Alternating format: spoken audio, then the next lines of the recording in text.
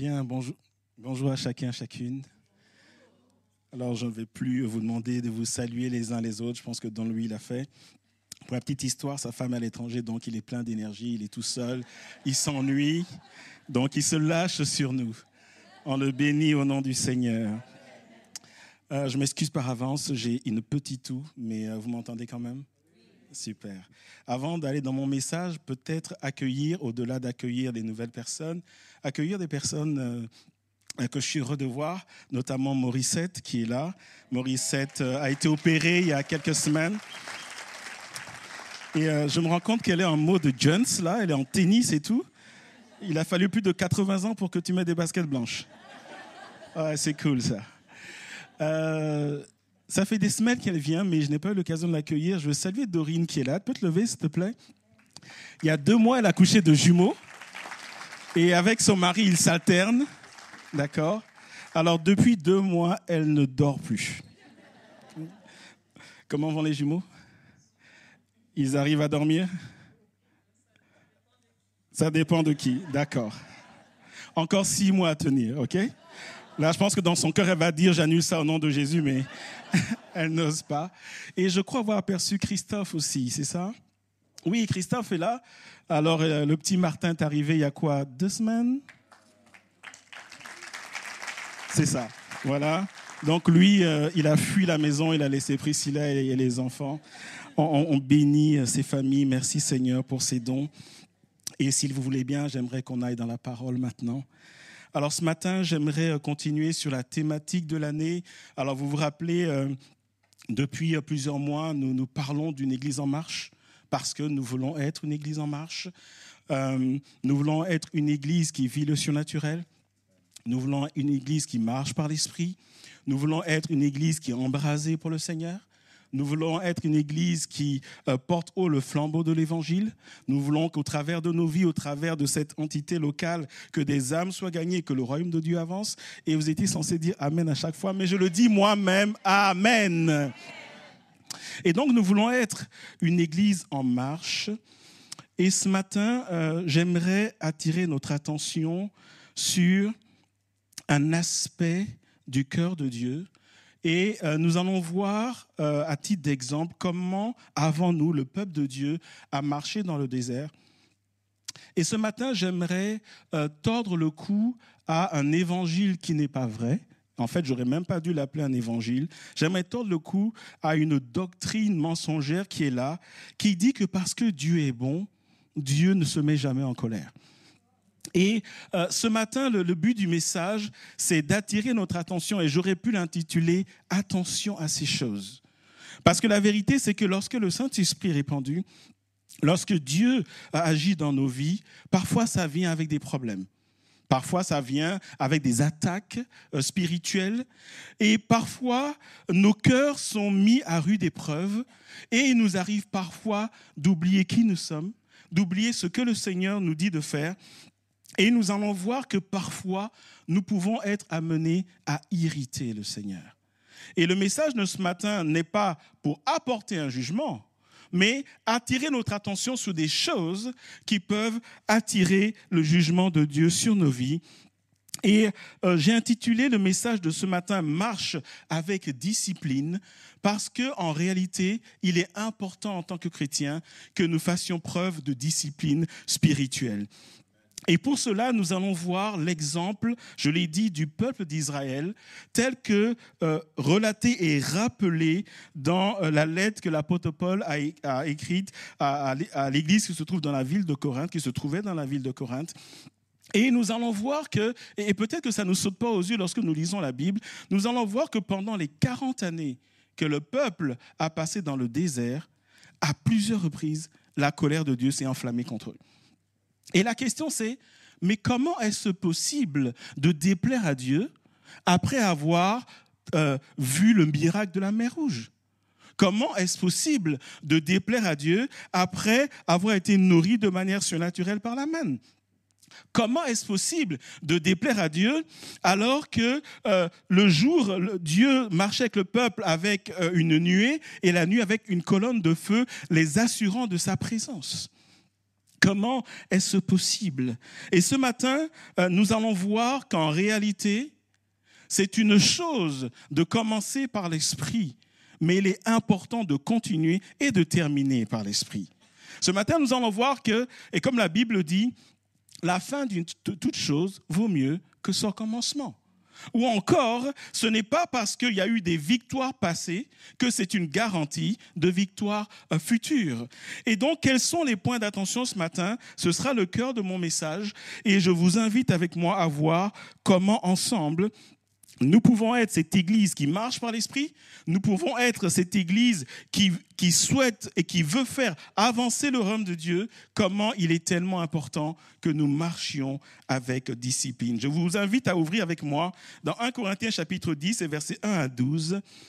Frères ou sœurs, je ne veux pas que vous ignoriez que nos pères ont tous été sous la nuée, qu'ils ont tous passé au travers de la mer, qu'ils ont tous été baptisés en Moïse dans la nuée et dans la mer, qu'ils ont tous mangé le même aliment spirituel, qu'ils ont tous bu le même breuvage spirituel, car ils buvaient un rocher spirituel qui les suivait, et ce rocher était Christ.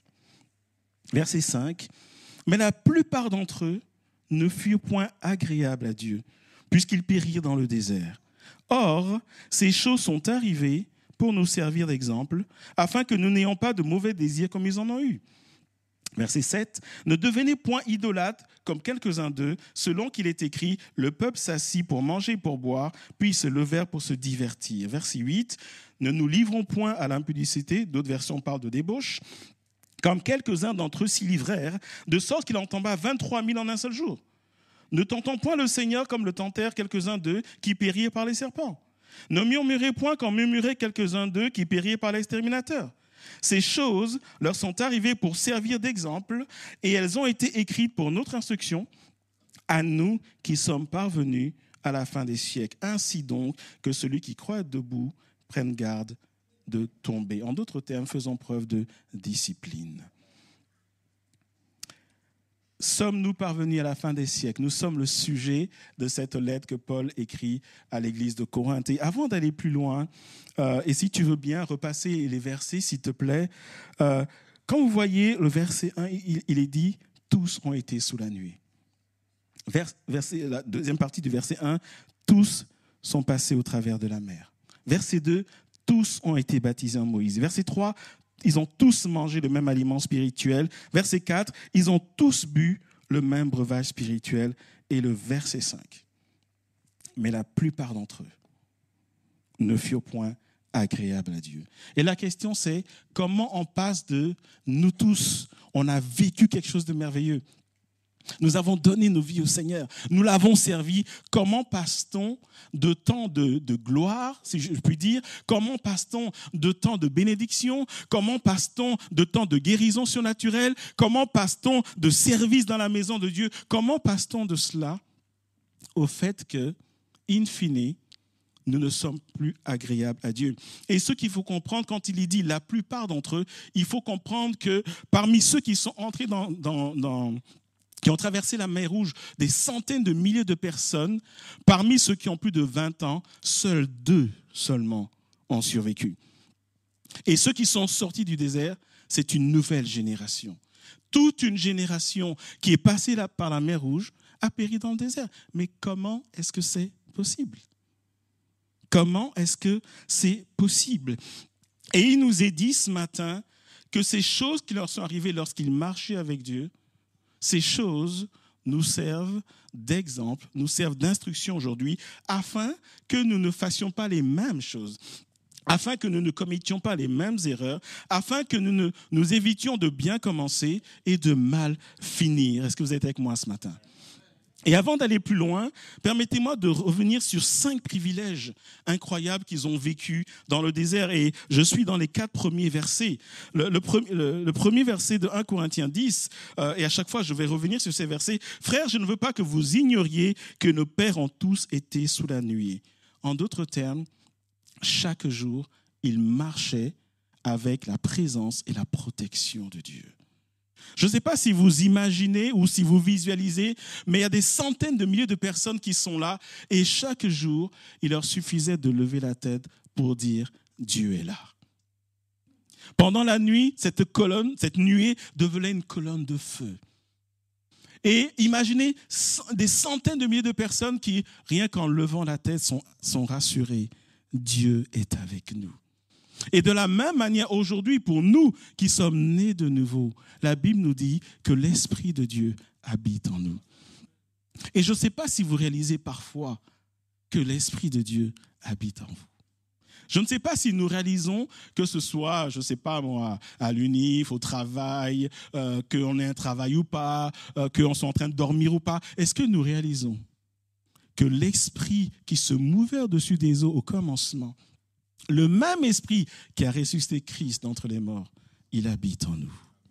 Ce matin, j'aimerais vraiment que nous réalisons les vérités spirituelles, parce que cela est très important. Deuxièmement, toujours le verset 1, il est dit, ils sont tous passés au travers de la mer.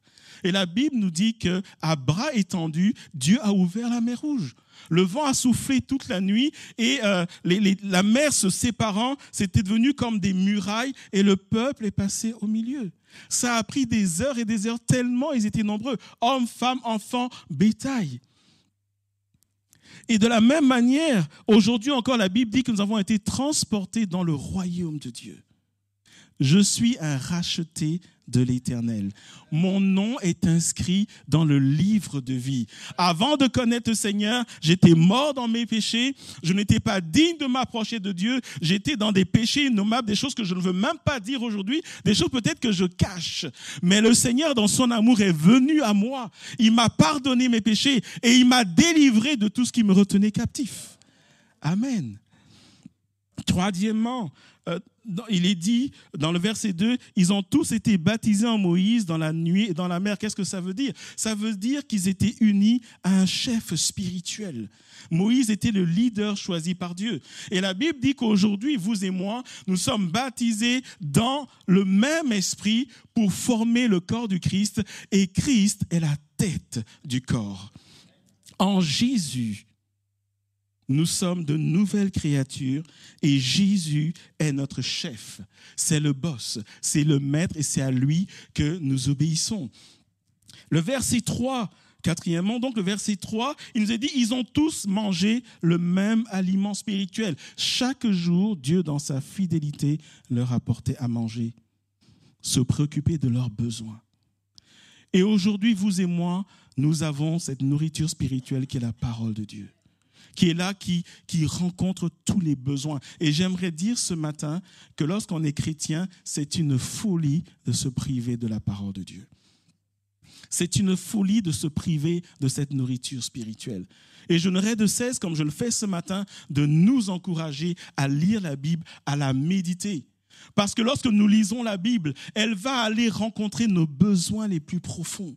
Elle va aller répondre à nos frayeurs, à nos craintes. Elle nous apporte la paix que seul donne le Saint-Esprit. Elle nous fait entendre la voix intérieure du Saint-Esprit qui nous dit « Voici le chemin ». Elle nous amène chaque jour à ressembler à Christ. Plus nous la lisons, plus elle forme Christ en nous. Et enfin, cinquièmement, il est dit dans le verset 4, « Et qu'ils ont tous bu le même breuvage spirituel, car ils buvaient à un rocher spirituel qui les suivait, et ce rocher était Christ. » Il nous est dit que quand ils marchaient dans le désert, le Seigneur s'occupait non seulement de la nourriture, mais s'occupait de l'eau. Et de la même manière, dans Jean chapitre 4, Jésus a dit, « Si tu bois cette eau que je te donne, tu n'auras plus jamais soif. » Parce que de cette eau va jaillir une source qui va jaillir jusque dans la vie éternelle. Et en parlant de cela, Jésus parlait du Saint-Esprit et la dimension du baptême du Saint-Esprit. Et quand nous voyons cela, nous disons, ouais, c'est cool. C'est un peu nous tout ça. Et donc, nous allons au verset 5. Et là, plus rien ne va. Mais la plupart d'entre eux ne furent point agréables à Dieu. Et la question est la suivante. Comment est-ce que, après avoir donné ma vie à Jésus et d'avoir peut-être pleuré dans l'église, d'avoir dit Jésus est mon Seigneur et mon Sauveur, avoir rendu témoignage, comment est-ce que, après avoir goûté au salut, comment est-ce que, après avoir réalisé que le Saint-Esprit habite en moi, comment après avoir réalisé que le Seigneur, il est près de moi. Au travers de la parole, je l'entends me parler. Comment est-ce que, après avoir été rempli, baptisé du Saint-Esprit et peut-être exercer des dons spirituels, comment est-ce que je peux arriver à ne pas être agréable à Dieu? Comment est-ce que c'est possible? Ce matin, j'aimerais que nous nous posions ces questions. Comment est-ce que c'est possible? D'un point de vue humain, on se dit, mais non, c'est pas possible. Et pourtant, la Bible dit que si nous ne faisons pas attention, c'est exactement cela qui va se passer. Le peuple d'Israël a été béni par Dieu. Et cependant, ils ont connu le châtiment de Dieu. Comment puis-je être béni par Dieu et connaître le châtiment de Dieu par la suite? Comment est-ce que je peux être exposé au jugement de Dieu alors que je marche avec Dieu? Ou en tout cas, je crois que je marche comme il faut avec Dieu. Et ce matin, il nous est dit, le verset 6, « Or, ces choses sont arrivées pour nous servir d'exemple. » De quoi est-ce qu'on parle? Quelles sont ces choses, frères et sœurs? C'est ce que je propose que nous découvrions ensemble. Mais avant d'aller plus loin, l'apôtre, en parlant aux Corinthiens, dit que ce qui vraiment a amené le jugement de Dieu, c'est parce que le peuple n'a pas été agréable à Dieu. J'aimerais nous rappeler ce matin que le Seigneur désire que nous lui soyons agréables. Nous allons voir deux exemples. D'abord l'exemple de Jésus. Dans Jean chapitre 8, verset 29, il est dit, et c'est Jésus qui parle, « Celui qui m'a envoyé est avec moi, il ne m'a pas laissé seul. » Et Jésus dit pourquoi? Il explique pourquoi le Seigneur est avec lui. Pourquoi le Seigneur combat à ses côtés?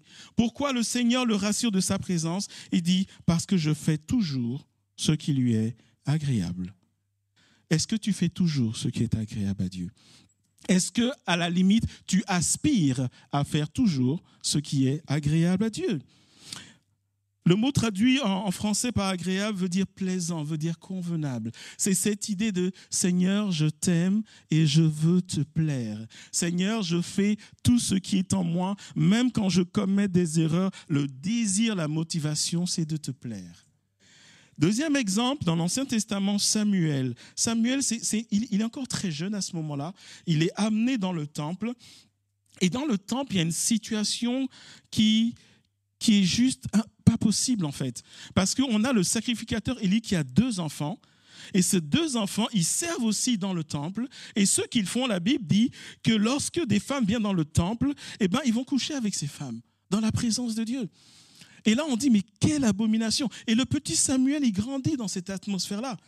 Et la Bible dit dans 1 Samuel 2, 25 à 26, « Si un homme pêche contre un autre homme, Dieu le jugera. Mais s'il pêche contre l'Éternel, qui intercédera pour lui ?»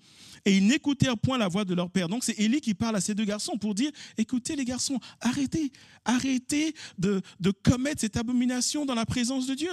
Et il leur dit, si vous péchez contre un homme, Dieu vous jugera. Mais si vous péchez contre Dieu, comment vous allez faire pour vous en sortir? Si vous faites éclater la colère de Dieu, qu'est-ce qui vous reste? Et il est dit qu'ils n'écoutèrent point la voix de leur père, car l'Éternel voulait les faire mourir. Verset 26, le jeune Samuel continuait à grandir et il était agréable à l'Éternel et aux hommes. Frères et sœurs, même dans un environnement saturé par le péché, tu peux plaire à Dieu. Si Samuel a pu le faire, tu peux le faire aussi et je peux le faire aussi.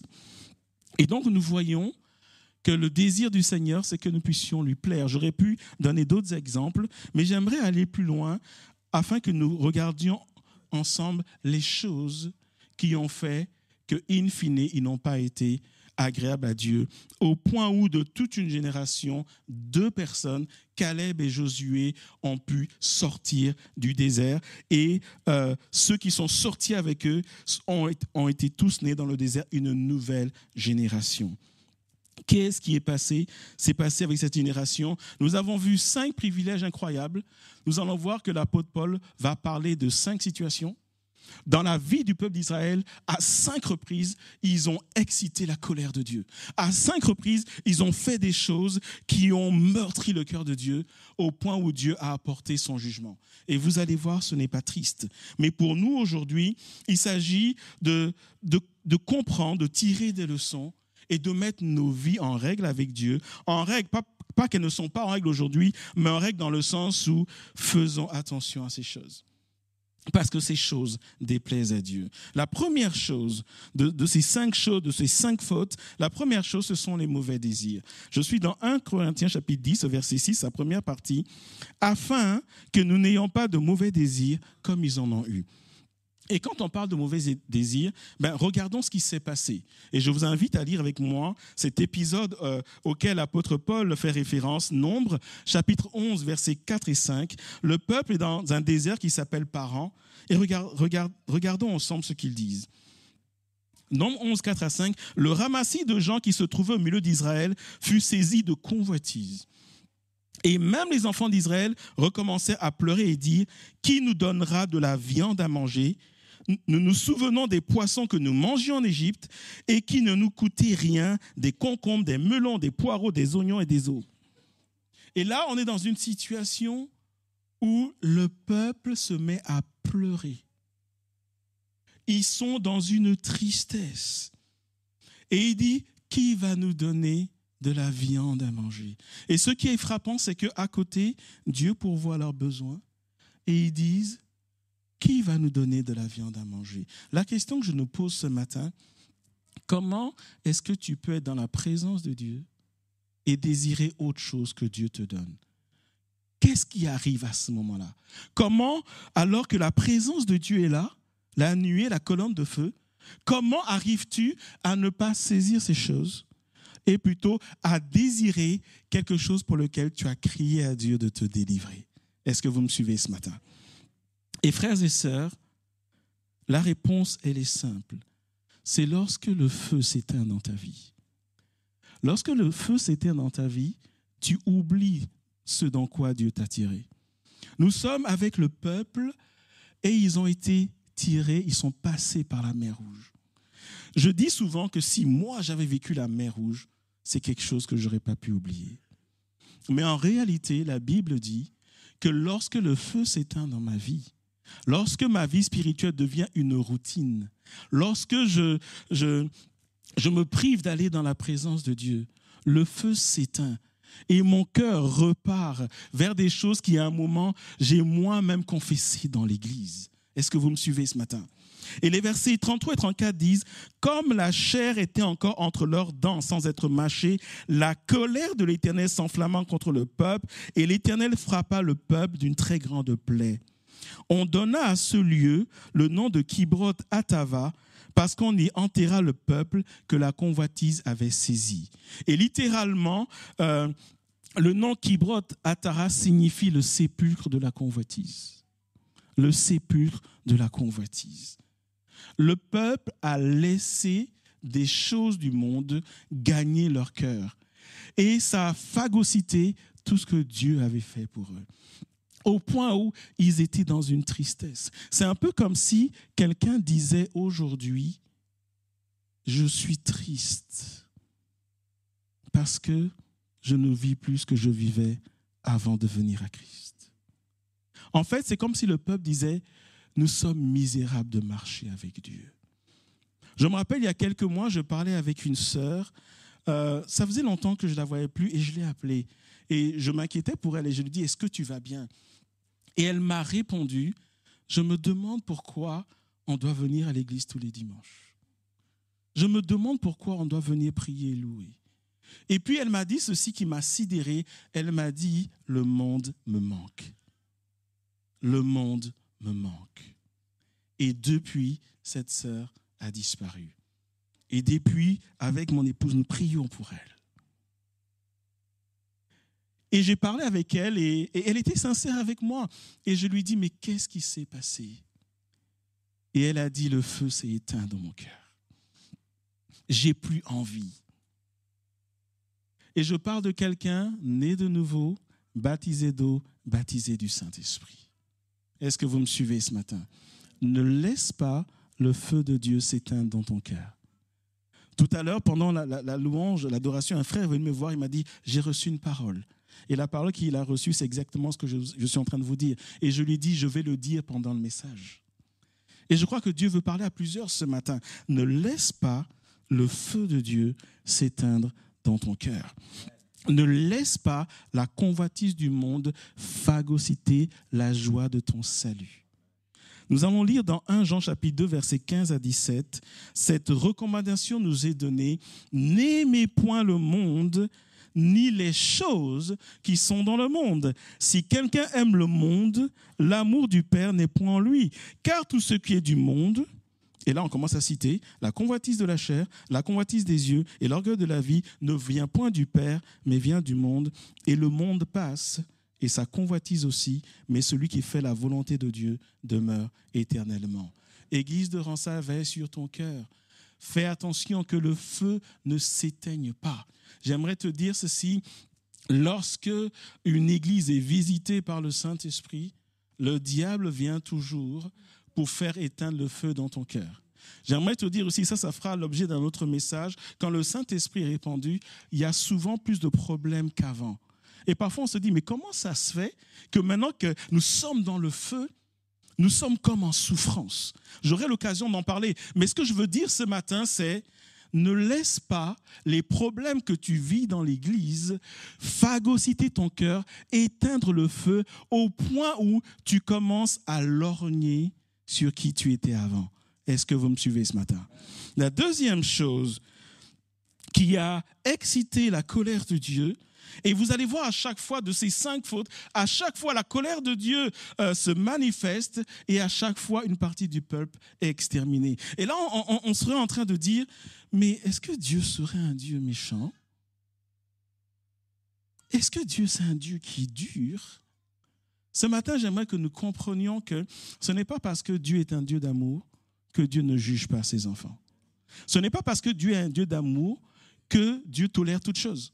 Ce n'est pas parce que Dieu est un Dieu d'amour, et je suis conscient que ce matin, j'apporte un message qui n'est pas populaire, mais c'est un message biblique.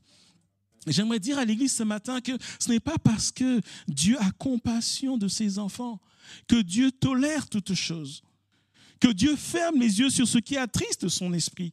Ce n'est pas parce que Dieu est un Dieu d'amour qu'il a envoyé son Fils venir mourir à la croix qu'il va laisser passer chaque fois que nous foulons aux pieds le sacrifice de Jésus.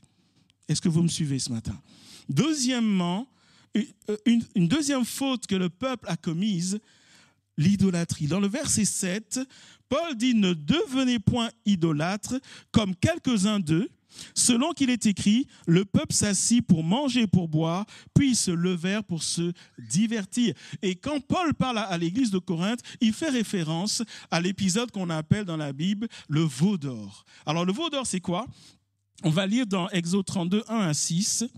Moïse, il est appelé par Dieu, il va dans la présence de Dieu. Et l'ennui, entre guillemets, c'est que Moïse prend du temps. Il va passer 40 jours et 40 nuits dans la présence de Dieu. Moïse va monter avec Josué. Josué s'arrête à un niveau et Moïse va dans la présence de Dieu. Et Dieu appelle Moïse dans sa présence pour lui donner des instructions précises qu'on appelle aujourd'hui les tables de la loi, les 10 commandements. Mais regardons le contexte, Exode 32, 1 à 6, le peuple, voyant que Moïse tardait à descendre de la montagne, s'assembla autour d'Aaron et lui dit, « Allons, fais-nous un Dieu qui marche devant nous, car ce Moïse, regardez l'intonation, ce Moïse, cet homme-là, qui nous a fait sortir du pays d'Égypte, nous ne savons ce qu'il est devenu. Il est porté disparu. » Verset 2, Aaron, ça c'est moi qui l'ai ajouté. Aaron leur dit, ôtez les anneaux d'or qui sont aux oreilles de vos femmes, de vos fils et de vos filles, et apportez-les-moi. Et tous ôtèrent les anneaux d'or qui étaient à leurs oreilles, et ils les apportèrent à Aaron. Il les reçut de leurs mains, jeta l'or dans un moule, et fit un veau en fonte. Et ils dirent, Israël, voici ton Dieu qui t'a fait sortir d'Égypte. Lorsque Aaron vit cela, il bâtit un autel devant lui et il s'écria, demain il y aura fête en l'honneur de l'Éternel. Déjà on se dit, mais comment il mélange Dieu et le veau? D'accord? Verset 6, le lendemain, ils se levèrent de bon matin, ils offrirent des holocaustes et des sacrifices d'action de grâce. Le peuple s'assit pour manger et pour boire, puis ils se levèrent pour se divertir. Il y a tout un message sur le veau d'or. Et je ne veux pas entrer dans ce message ce matin, mais j'aimerais mettre en évidence ce qui a été le déclencheur. La question c'est, comment en sont-ils arrivés là, au point de dire que c'est une statue qui les a fait sortir d'Égypte. Est-ce que ce n'est pas un délire, frères et sœurs? Comment? Le verset 1 nous le dit, le peuple, voyant que Moïse tardait à descendre de la montagne. En d'autres termes, les choses n'allaient pas comme il voulait et ça n'allait pas aussi vite qu'il le voulait. J'aimerais vous dire et nous dire ce matin, lorsque on veut aller plus vite que Dieu, on se casse toujours la figure. J'aimerais te dire ce matin, peut-être que ça semble tarder, mais le Seigneur sait ce qu'il fait. Peut-être que ça ne va pas comme tu veux. Fais confiance à Dieu. Parce que j'aimerais te dire que quand tu commences à prendre les choses en main, quand tu commences à recevoir des choses qui ne viennent pas de Dieu, quand tu commences à dire, le Saint-Esprit me dit, mais ce n'est pas le Saint-Esprit qui te l'a dit, je peux te dire que tu vas dans le mur. Est-ce que vous me suivez ce matin? En soi, le vaudeur est une abomination, mais qu'est-ce qui les a poussés? C'est parce que les choses n'allaient pas comme ils voulaient. Et quelque part, ils ont dit, on va prendre la situation en main.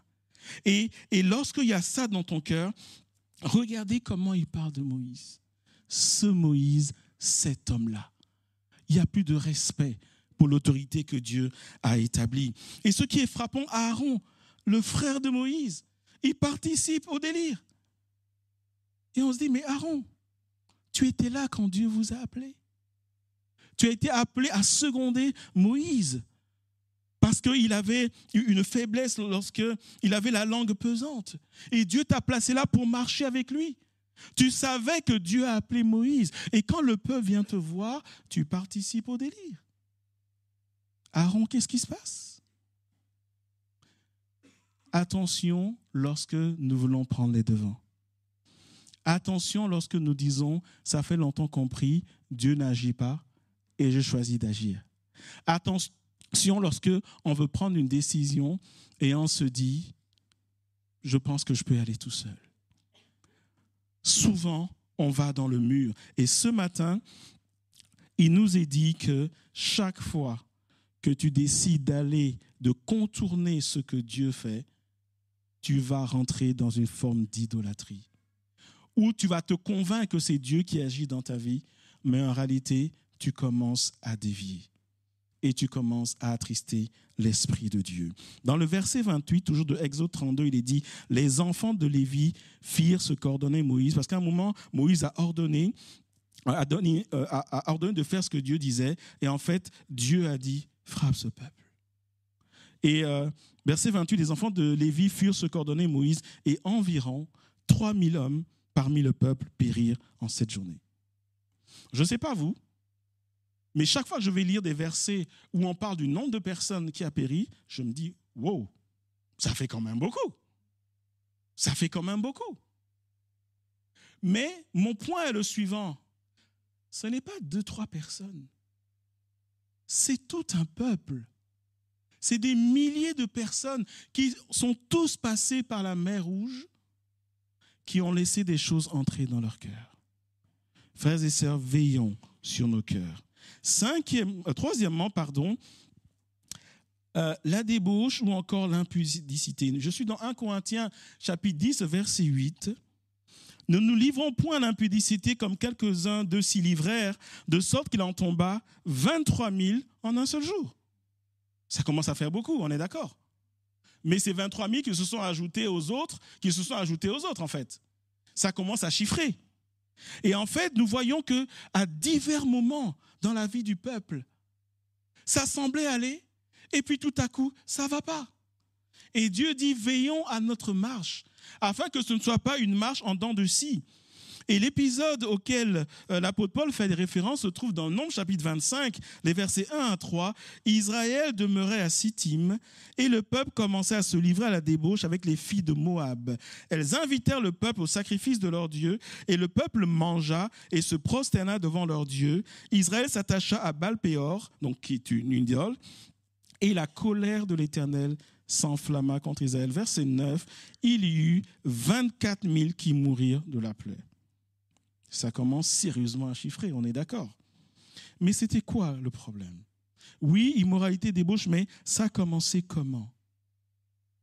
Lorsque le peuple s'est attaché à des filles païennes. En d'autres termes, c'est une situation où on dit « c'est pas grave ». Vous me suivez? Ça fait rien, c'est quelque chose de naturel. Les hommes du peuple ont vu de jolies jeunes filles, ils ont dit « mais on est normalement constitués, c'est normal, c'est la vie qui fait ça ». Est-ce que vous me suivez? Et la Bible dit parfois, nous regardons des choses du monde, nous nous permettons des choses qui viennent du monde et on se justifie en disant oui mais c'est pas grave, Dieu même comprend. Mais en réalité, nous ouvrons dans nos vies des boulevards spirituels. Nous donnons accès au diable. Nous nous mettons sous un joug d'impudicité. Que ce soit dans la fornication, que ce soit dans la débauche.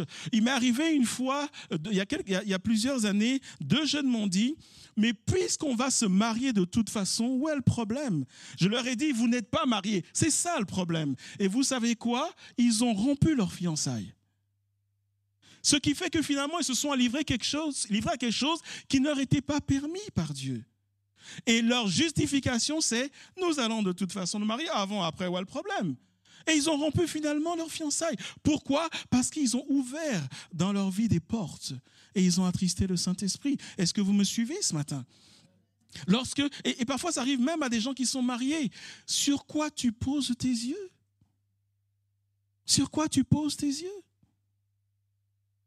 Qu'est-ce que tu permets à tes yeux de regarder? Qu'est-ce que tu permets à ton corps, à tes sensations d'accepter? Est-ce que vous me suivez ce matin? Ah oui, je connais l'excuse. Oui, mais aujourd'hui, le monde nous agresse. J'aime beaucoup cette phrase que je pense que c'est Billy Graham qui l'a dite, je ne sais plus. Mais c'est un vieil évangéliste qui l'a dit, et je pense que quand on se convertit, on nous dit tout cela. Il disait lors d'une campagne d'évangélisation, tu ne peux pas empêcher les oiseaux de voler au-dessus de ta tête, mais tu peux empêcher cet oiseau de faire un nid dans tes cheveux. Et sur ta tête pour ceux qui n'ont plus de cheveux. Est-ce que vous me suivez? L'excuse, elle est facile. Oui, il y a l'immoralité partout, tu vas sur la terre, etc. Oui, c'est vrai, mais tu n'es pas obligé de regarder. Tu n'es pas obligé de t'y attarder. Est-ce que vous me suivez? En fait, Dieu ne va pas te juger, ne va pas te juger parce que ça vient t'agresser. Dieu regarde ta responsabilité. Et c'est ce que Dieu a regardé avec le peuple. Il n'était pas obligé d'aller avec ces jeunes filles. Il pouvait s'en abstenir. Et la Bible nous invite à nous abstenir de la débauche. Et il est dit que quelques-uns d'eux s'y livrèrent de sorte qu'il en tomba 23 000 en un seul jour. La débauche peut prendre plusieurs formes. Si tu es visité par ce qu'on appelle des maris de nuit, viens, on va prier pour toi, pour te délivrer, parce que le diable fait ça pour attrister l'Esprit de Dieu dans ta vie. Et ta vie va être un cercle vicieux de tristesse, de culpabilité, et tu n'avanceras pas. Parce que tout ce qui est impudicité attriste le Saint-Esprit. Et la Bible dit dans 1 Thessaloniciens, on ne va pas lire chapitre 4, ce que Dieu veut, c'est que vous vous absteniez de la débauche. Et ce que Dieu veut, c'est votre sanctification. Et cette parole continue en disant que celui qui rejette ces choses, ce n'est pas un homme qui rejette, c'est Dieu qui le rejette. Église de Ransard, soyons de ceux qui marchent dans la sanctification. Soyons de ceux qui résistons. Et si tu n'arrives pas à résister, parle-en avec un frère qui est mûr dans la foi. Pas un frère qui va aller raconter tes histoires à tout le monde, mais un frère qui prie, un frère qui va t'aimer, un frère qui va pleurer avec toi, qui va se mettre à genoux avec toi et qui, dans le secret, en te respectant, en t'aimant, va prier avec toi, va porter ce fardeau avec toi. Est-ce que vous me suivez ce matin? Ne laisse pas l'impudicité entrer dans ta vie. Parce qu'au travers de cela, le diable veut te mettre à terre. Quatrièmement, 5e faute, erreur, manquement que le peuple a commise. Le verset 9 nous dit « Ne tentant point le Seigneur comme le tentèrent quelques-uns d'eux qui périrent par le serpent. » En quoi est-ce qu'ils ont tenté Dieu? On va le lire. Nombre 21, 4 à 6. Ils partirent de la montagne, donc le peuple, et ils partirent de la montagne de Hor par le chemin de la mer Rouge pour contourner le pays d'Édom. Le peuple s'impatienta en route et parla contre Dieu et contre Moïse. Pourquoi vous nous avez fait monter hors d'Égypte pour que nous mourions dans le désert. Remarquez, ils ne sont pas encore morts. D'accord ? Car il n'y a point de pain, il n'y a point d'eau, et notre âme est dégoûtée de cette misérable nourriture. Alors l'Éternel envoie contre le peuple des serpents brûlants. Il mordit le peuple et il mourut beaucoup de gens en Israël. Regardez le verset 5. Et notre âme, elle est dégoûtée de cette misérable nourriture. Ce que Dieu leur donne, ils disent que c'est quelque chose de misérable. Vous me suivez ? Il y a du mépris envers Dieu. Une autre manière de le dire, il dit, Seigneur, ce que tu nous donnes, ça ne nous convient pas. Seigneur, tu t'es trompé. Seigneur, on est fatigué de cette nourriture. Ils disent, notre âme, elle est dégoûtée. On n'en veut plus. C'est bon, Seigneur. Ton plan, au début, c'était rigolo. Maintenant, on n'en peut plus. Et ça, c'est l'attitude d'un chrétien qui met en doute le plan de Dieu pour sa vie. C'est le cœur d'un chrétien où Dieu t'a parlé. Il y a une trajectoire spirituelle, il y a un appel sur ta vie, il y a une parole pour toi, il y a un appel à servir, il y a une instruction, elle t'a été donnée aujourd'hui ou il y a quelques années, mais ça ne te convient pas.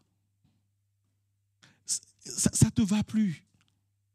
Tu trouves que le plan de Dieu n'est pas assez élaboré. Tu n'es pas content du plan de Dieu.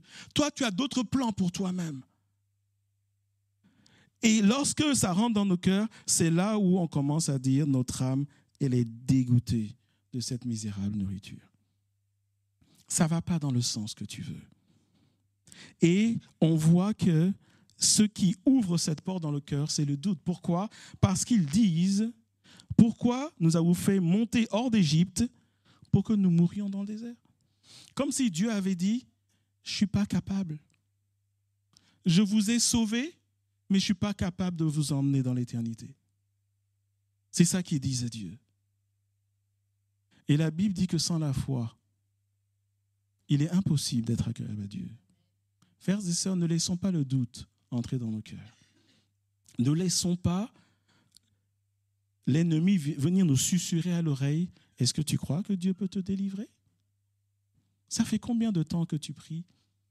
Les autres donnent des témoignages et toi, il n'y a rien ? Ça fait combien de temps que tu as demandé au pasteur que tu veux servir dans tel domaine et il t'ignore? Ne laissez pas l'ennemi vous susurrer des choses qui vont vous amener à vous départir de la trajectoire de Dieu. Est-ce que vous me suivez ce matin? Et j'aimerais terminer par la cinquième erreur, cinquième faute qui a attiré la colère de Dieu, qui a excité la colère de Dieu contre son peuple. Nous sommes dans le verset 10, « Ne murmurez point quand murmuraient quelques-uns d'eux qui périrent par l'exterminateur. » Qu'est-ce qu'ils ont bien pu faire? Quand on parle de murmure, de quoi est-ce qu'on parle? Nous sommes dans Nombre chapitre 16, versets 41 à 49. Dès le lendemain, toute l'assemblée des enfants d'Israël murmura contre Moïse et Aaron en disant « Vous avez fait mourir le peuple de l'Éternel. » Donc c'est parce qu'en fait, il y avait eu déjà Dieu qui les avait frappés, parce qu'ils avaient désobéi. Et maintenant, ils disent que c'est la faute de Moïse et d'Aaron.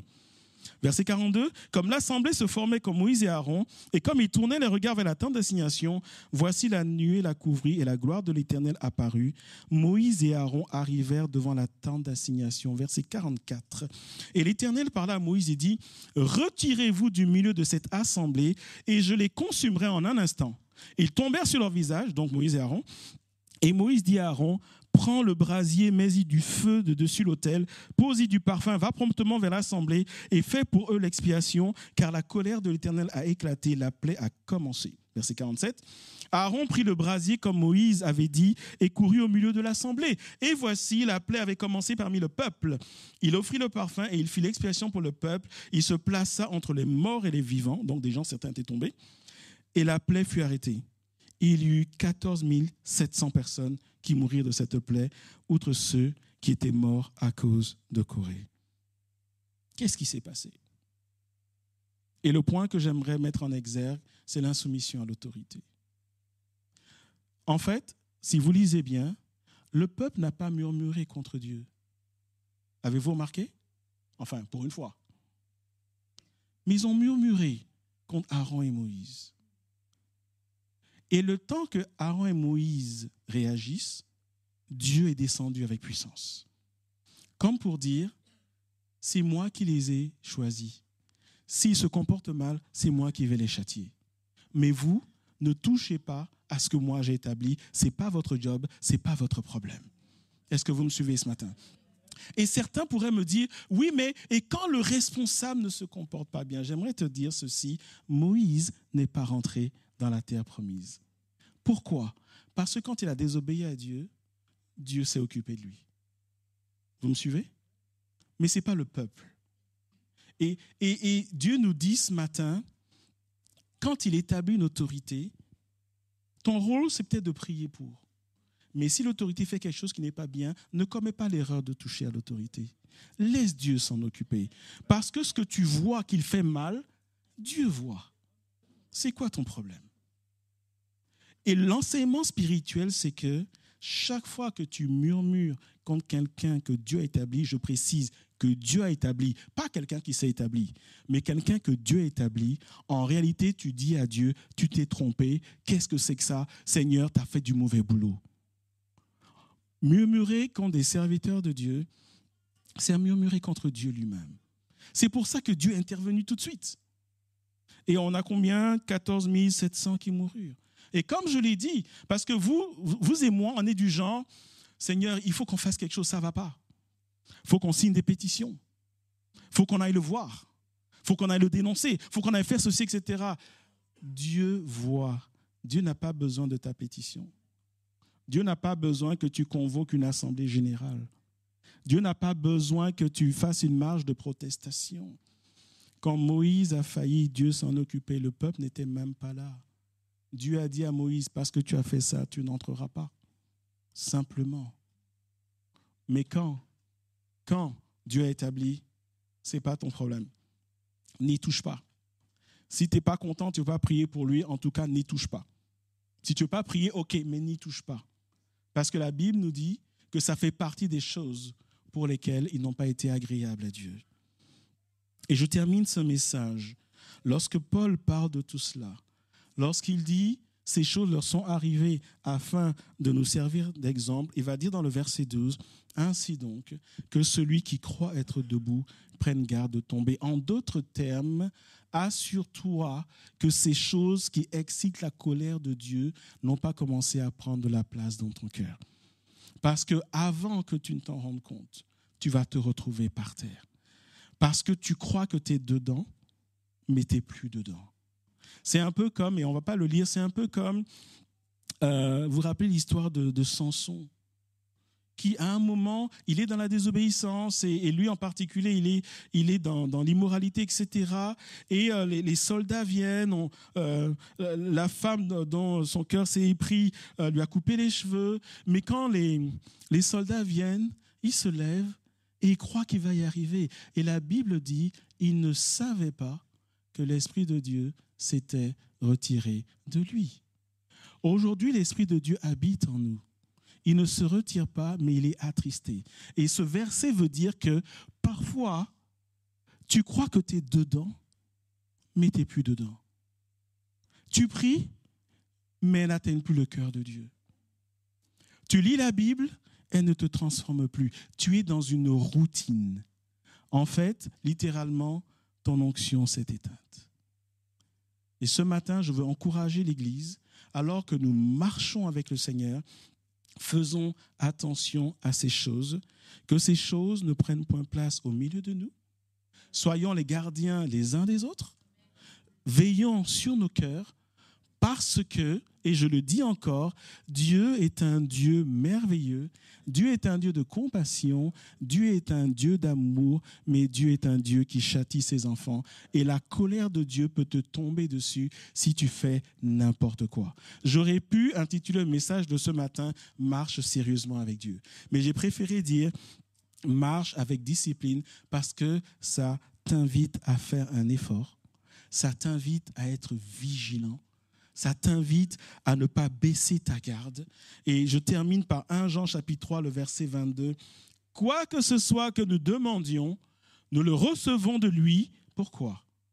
Parce que nous gardons ses commandements, 2 conditions. Nous gardons ses commandements, première condition. Et deuxième condition, et nous faisons ce qui lui est agréable. Frères et sœurs, gardons les commandements et faisons ce qui est agréable. Alors, la colère de Dieu ne viendra pas sur nous, ne viendra pas sur notre famille, ne viendra pas sur nos affaires, ne viendra pas sur nos projets, ne viendra pas sur nos aspirations. Le Seigneur nous gardera. Le Seigneur marchera avec nous et je peux te dire que ce qu'il a dit sur ta vie, il n'a pas besoin de toi pour l'accomplir, il va l'accomplir. Toi, occupe-toi de toi, Dieu s'occupe de ses projets pour toi. Nous allons prier ce matin, alléluia. Voulez-vous vous joindre à moi dans la prière ce matin? Je peux peut-être inviter le groupe de louange, s'il vous plaît. J'aimerais qu'on ait un temps de prière. C'est comme vous le sentez. J'aimerais vraiment qu'on prenne un temps de prière. Parce que je crois que c'est une parole qui est importante. Je ne dis pas que les paroles précédentes ne sont pas importantes. Mais comme je l'ai dit, on évite de prêcher ces messages à l'Église où on veut nous vendre un Dieu qui est babacool. Oui, je le dis, Dieu est un Père qui aime d'un amour infini. Mais chrétiens, ne jouons pas avec Dieu. Ne jouons pas avec Dieu. Est-ce qu'on peut juste prier en ce moment et juste dire, Seigneur, garde mon cœur. Pouvons-nous dire ce matin, sonde mon cœur, Seigneur, et regarde si je suis sur une mauvaise voie. Peux-tu dire là où tu es ce matin? Et encore une fois, ce message n'est pas un jugement, mais ce message peut être aussi un avertissement pour certains. Arrête de jouer avec Dieu. Arrête de toucher à des choses occultes et de venir dans la maison de Dieu. Arrête de faire n'importe quoi et de venir pour qu'on prie pour toi. Arrête ça. Parce qu'en fait, peut-être que tu te dis, tu es en train de flouer le pasteur, mais c'est de Dieu dont tu te moques. Arrête d'ajouter des choses à l'évangile. Arrête de murmurer pour un oui, pour un non. Arrête de te plaindre pour un oui, pour un non. Chaque fois qu'on vient vers toi, oui, ça va pas, oui à ceci, oui à cela. Arrête. Arrête. Parce que quand tu parles comme ça, c'est un peu comme si Dieu ne s'occupait pas de toi. C'est un peu comme si tu avais disparu du radar alors qu'il te dit qu'il t'aime, qu'il prend soin de toi. Arrête de te plaindre chaque fois que ça ne va pas comme tu veux. Arrête de te plaindre chaque fois que la prière que tu as faite n'est pas répondue comme tu veux. Arrête ça. Arrête ça parce qu'en fait, tu attristes son esprit. Arrête de porter des jugements sur ce que Dieu a établi, que ce soit ici ou ailleurs. Ce n'est pas ton job. Ça ne rentre pas dans ton ordre de mission. Dieu va s'en occuper. C'est lui qui établit. Ce qu'il établit en autorité, il les juge plus sévèrement. C'est un juste juge. Il va s'en occuper. Ne va pas là où Dieu ne t'a pas invité. Tu vas te brûler les ailes. Ce n'est pas ton job. Et s'il y a peut-être ces choses dans ton cœur, est-ce que tu peux juste en ce moment, juste prier?